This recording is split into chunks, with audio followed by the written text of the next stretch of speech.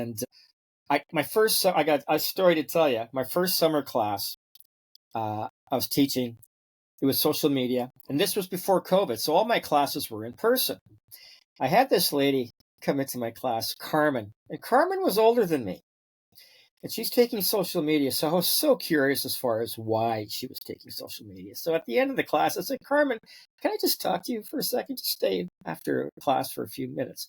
And she came up to me. She says, what's up? I said, I'm so curious. I said, why are you taking social media? I said, I think you're about my age. And I'm just curious, why? I said, what do you do for a living? And she says, I travel the world for free and I build websites. And I go, look down and I go, what? How do you do that? So she told me about an organization that's actually funded by Global Affairs Canada. The organization is called Catalyst Plus.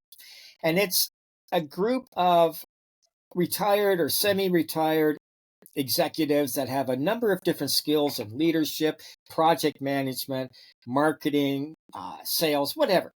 And she's telling me about this organization, and she looks at me and she pauses and she says, you should apply because they need people in marketing just like you, especially digital marketing. I went and checked out the website that night. I applied that night. I went through 3 rounds of interviews, a criminal check. That was probably the scariest thing, whether I passed that one or not.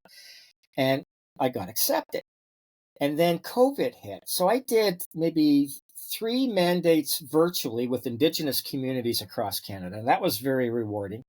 And then COVID ended, and they go to me, they called me up and they said, we have an in-country mandate in Kenya.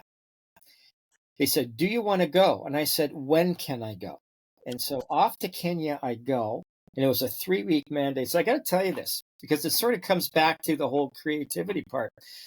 I'm in Kenya. I'm teaching this group to build their new website. So I'm working with them, and it was a great organization. It was government funded. They gave loans and grants to young people 18 to 30 who wanted to start their own business in Kenya. So I'm working with them to help get their site more user-friendly and all that kind of stuff. So Monday to Friday, I'm busy as can be.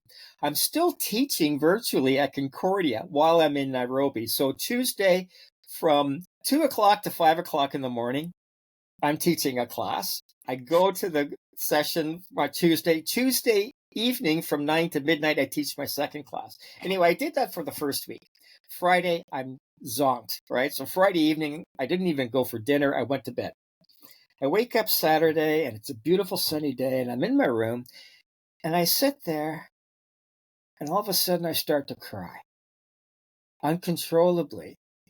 And it was that 4-year-old kid who used to steal his sister's papers and pencils, whatever, because his dream was to go to a developing country and help people. And it was that 4-year-old saying, you clown.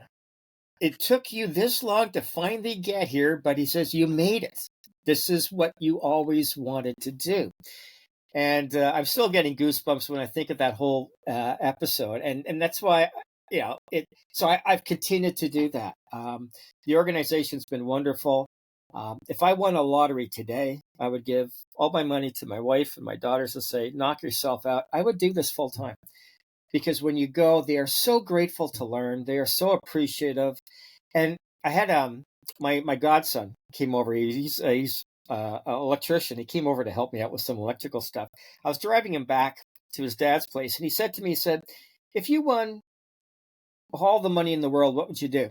And I told him, I said, I know exactly what I would do. I would just volunteer like this. Because I said, and it's purely selfish because I get more out of it than I think they get as far as me sharing my expertise. It is, you come back and for weeks on end, you're on a high. It's all you can think about is them and what they're doing, and you stay in touch. And now with the internet the way it is, it's so easy to maintain that friendship. So I'm traveling the world and making friends all over the place, and so I'm off to Peru in about 3 weeks from now, and looking forward to that. So it's interesting, but yeah, my creative dream back when I was 4, 5, 6 years old actually has come true. My And God, full circle. My full God. circle, yeah, yeah. And it wasn't a perfect circle, that's for sure. Imagine doing that, man. Oh yeah, lots of ups and downs and dives and weaving and everything else, but that adds to your experience and your it adds to your capabilities and what you can share as a person to other people. I've been very fortunate and very grateful. I've seen, in my corporate career, I've done so many different things, and that could be a podcast for another time.